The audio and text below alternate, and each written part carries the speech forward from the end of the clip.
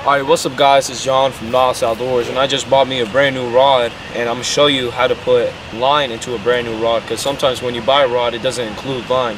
So I'm going to show you a quick tip. So what you want to do is get the line, you want to insert it through all the holes.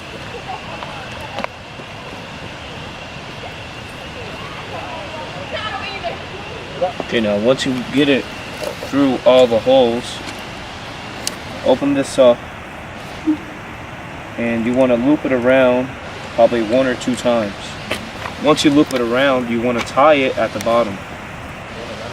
So guys, before you tie the knot, you need to double check and make sure that this is open once you tie the knot.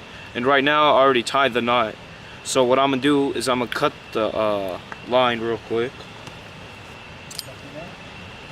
Just close this, hang on to this line, close this, and hang it up like right here.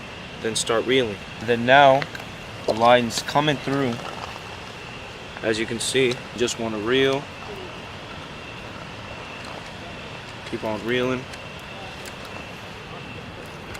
And what happens when you reel is the line is overlapping. You want to keep on reeling until it becomes very thick.